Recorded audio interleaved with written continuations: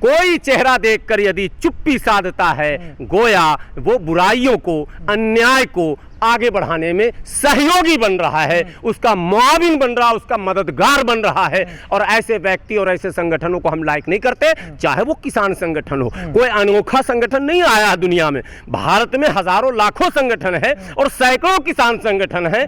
किसान अगर धरने पर बैठे हैं और उनके साथ सरकार अन्याय कर रही है, पूरे देश के लोगों की सहानुभूति उनके साथ है और थी।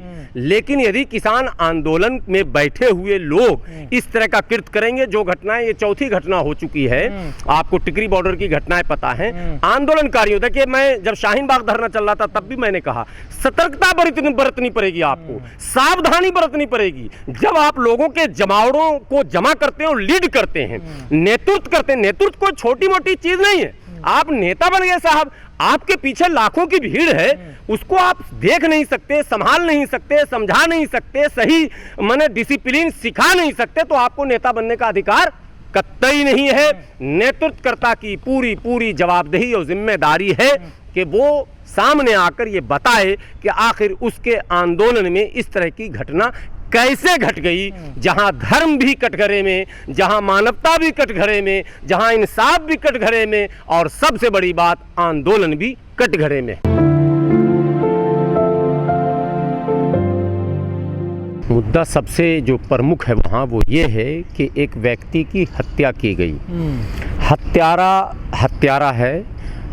दुर्भाग्य ये है इस देश में, लोग कहते हैं कृषि प्रधान देश है, मैं बहुत दिनों से ये कहता हूँ कि ये धर्म प्रधान देश।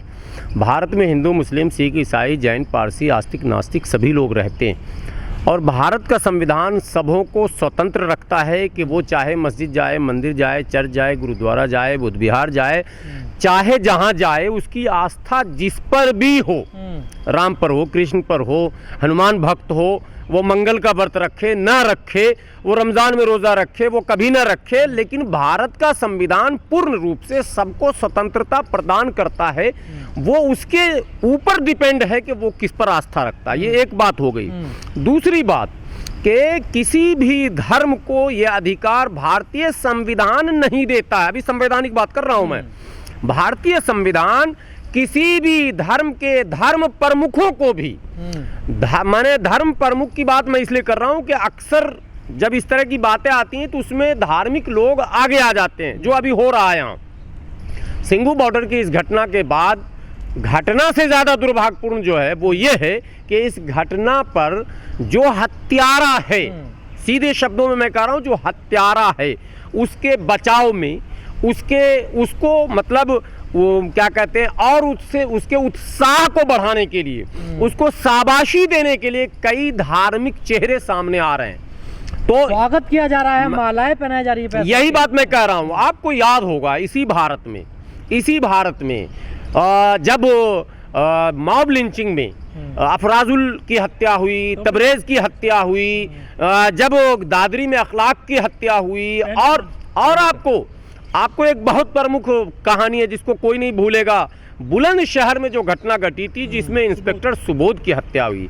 इन तमाम हत्याओं में हत्यारा जो था उसको एक विशेष दल, विशेष संगठन के द्वारा सम्मानित किया गया, माला पहनाया गया, उसके जिंदाबाद के नारे लगाए गए। एक ट्रेंड चल रहा है, मैं बता रहा हूँ।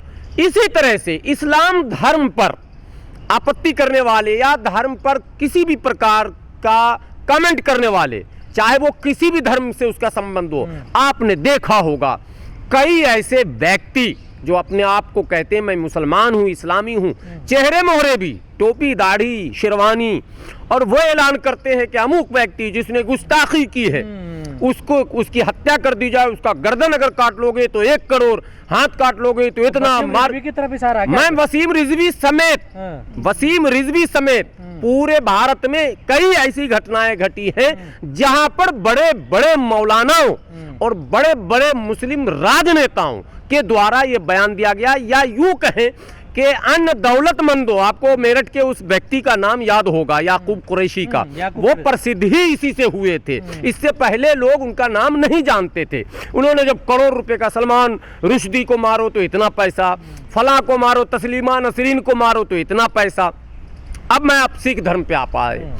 सिख धर्मों में भी अब ये प्रवृत्ति जिस धर्म को आप बार बार, और ये जितने धर्म हैं, चाहे धर्म हिंदू हो सनातन जिसको आप कहते हैं, या धर्म इस्लाम हो, या धर्म सिख हो, या धर्म बौद्ध हो, आप विश्व स्तर पर इनको देखें, भारत के परिप्रेक्ष्य में देखें, मैं दावे के साथ कह सकता हूं कि कोई भी व्यक्ति धर्म पर नहीं है। इनके धार्मिक, आप जलसों में जाएं, धार्मिक कार्यक्रमों में जाएं, धर्म अगर मुसलमान मुल्ला जी से पूछें तो इस्लाम धर्म तो शांति का प्रतीक है, प्यार का पैगाम देता है, प्यार का संदेश देता है, भाईचारा का पाठ पढ़ाता है। तो और वहां भाईचारा और प्यार कहां चला जाता है जब तुम्हारे ऊपर कोई कमेंट पास करता है, कोई इस्लाम के खिलाफ अगर टिप्पणी करता, अभद्र टिप्पणी करता, अस्वीकार टिप्पणी करता है, वहां आप इतने ज्यादा जज्बाती हो जाते हैं, इतने ज्यादा आपा खो देते हैं कि आप भूल जाते हैं कि जिस धर्म पर उसने टिप्पणी की है, यदि हम उस धर्म के मानने वाले हैं, अभी मैं इस्लाम से शुरू कर रहा हूं, तो इस्लाम तो मुझे शांति का पाठ पढ़ाता, भाईचारा का वचन देता है। फिर हम वसीम रिजवी हो, सलमान रुश्दी हो, तस्लीमा नसरीन हो, इत्यादि इत्यादि ABCD कोई भी हो, उसका गर्दन मारने का अधिकार इस्लाम नहीं देता। इस्लाम के बहुत सारे ऐसे सिद्धांत हैं। कल ही एक त्यौहार आप लोगों को पता होगा, ईद मिलादुन नबी, जो प्रोफेट मोहम्मद सल्लल्लाहु अलैहि वसल्लम का बर्थडे है, यौम पैदाइश है। हम लोग कहते हैं कि इससे पहले दुनिया में अंधकार था, उनके आने के बाद महिलाओं को अधिकार मिला, बेवाओं को अधिकार मिला, यतीमों को अधिकार मिला। अरे साहब, कहाँ गया वो सारा उपदेश आपका? मैं मुसलमानों से पूछ रहा हूँ, अचानक आपने मोहम्मद सल्लल्लाहु अलैहि वसल्लम के उस रास्ते को कैसे छोड़ दिया कि आप बात बात पर एक दूसरे के खून के प्यासे हो रहे हैं?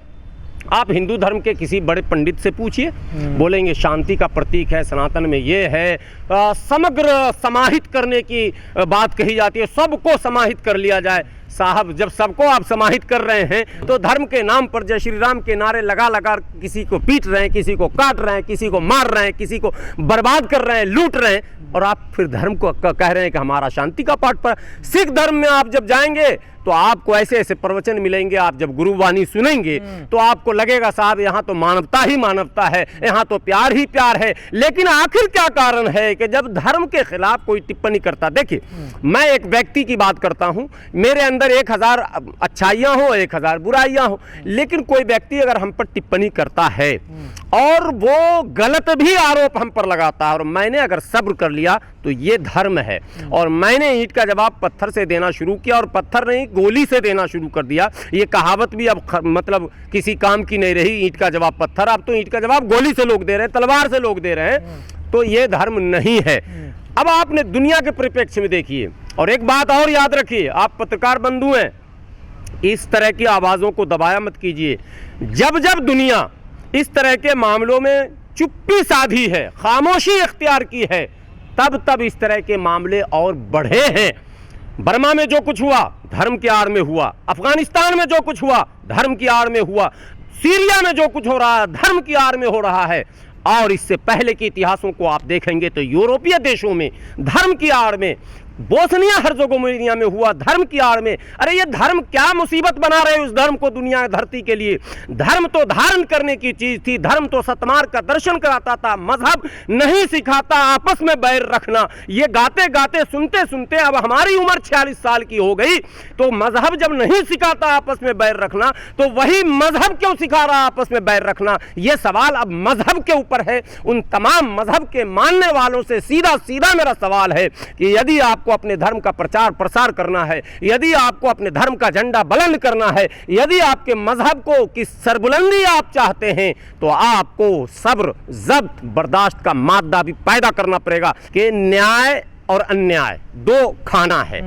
अन्याय के खिलाफ यदि हम लड़ना चाहते हैं तो अन्याय किसी पर भी हो, हिंदू पर हो, मुस्लिम पर हो, सिख पर हो, ईसाई पर हो, जैन पर हो, पारसी पर हो, अगड़ा पर हो, पिछड़ा पर हो, नास्तिक पर, किसी पर भी हो, बिहार के लोगों पर हो, उत्तर प्रदेश के लोगों पर हो, राजस्थान के लोगों पर हो, साउथ में हो, नॉर्थ में, मतलब नहीं बनता। मानवता के आधार पर आप अन्याय और न्याय के बीच आप लड़ रहे हैं। आप ये कह रहे हैं कि अन्याय के खिलाफ हम लड़ रहे हैं। अन्याय सरकार का हो, संगठन का हो, पार्टी का हो, समाज का हो, जाति का हो, सबके खिलाफ आपको खड़ा होना चाहिए और एक अंदाज में खड़ा होना चाहिए। यदि आप अन्याय में भेदभाव करते हैं तो स्वयं आप अन्याय कर रहे हैं, इसका मतलब। नहीं, आपको नहीं लगता दोगलापन है ये? नहीं, मैं इस तरह के शब्दों का प्रयोग नहीं करता और करना भी नहीं चाहिए, लेकिन अन्याय के खिलाफ लड़ने वालों को मैं सीधी चुनौती देता हूं कि अन्याय के खिलाफ लड़ने का अर्थ ये नहीं है कि मोदी के खिलाफ लड़ जाएं। अन्याय के खिलाफ लड़ने का ये अर्थ नहीं है कि योगी के खिलाफ सिर्फ लड़ें। अन्याय अन्याय है, वो समाज के जिस जगह भी हो,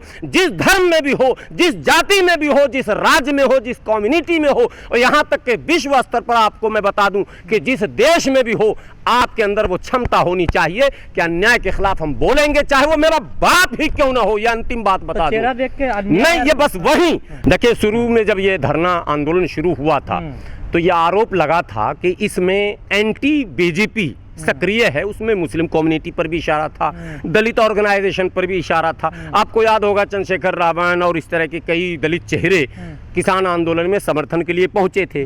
कई मुस्लिम लीडर भी पहुंचे थे, आपको महमूद पराचा का भी नाम याद होगा, और कई लीडर वहां पहुंचे थे। तो मेरा ये कहना है कि सरकार यदि, जैसे CA/NRC पर सरकार कह रही थी कि मुसलमान जो है जबरन सड़क जाम कर रहे हैं और देश को परेशान कर रहे हैं, तो हम लोग ये तर्क पेश कर रहे थे। मैं हाफिज गुलाम सरवर, 10 वीडियो मेरे वायरल हुए, मैंने कहा CA मुसलमानों के खिलाफ कम, दलितों आदिवासियों के खिलाफ ज़्यादा है, NRC मुसलमानों के खिलाफ कम। मैंने एक वीडियो मेरा 17-18 लग चला था, मैंने उसमें कहा था कि ईसाइयों के भी खिलाफ है और बौद्धिस्टों के खिलाफ है। उसमें उदाहरण हमने तिब्बत का दिया था, क्योंकि CA में इन्होंने पाकिस्तान, बांग्लादेश, अफगानिस्तान रखा। तिब्बत के शरणार्थी यहाँ लाखों की तादाद में, दलाई लामा भी हैं। आपने CA से तिब्बत को बाहर किया था, मैंने समझाने की कोशिश की थी, लेकिन मिसलीडेड प्रोटेस्ट था। आज मैं कह रहा हूं कि वो मिसलीडेड प्रोटेस्ट था। लेकिन तो मेरा कहना, जब सरकार आपको घेर रही है, सरकार आप पर आरोप लगा रही है और आप सावधान नहीं है, आप जो है निश्चिंत हैं, इसका मतलब कुछ और समझा जाएगा। जब आप कह रहे हैं कि सरकार हमको घेर रही है, संगठन घेर रही है, RSS घेर रही है, कई संगठन हमारे खिलाफ हैं, कई बार डिस्टर्ब किए गए, आप सावधान क्यों नहीं हुए?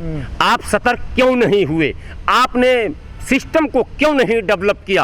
भेड़िया भेड़ चाल से नहीं चलेगा। देश बड़ा है, बहुत बड़ा है, दुनिया में अब बहुत जल्द हम पहले पायदान पर जनसंख्या के आधार पर आने जा रहे हैं, दस्तक दे रहे हैं।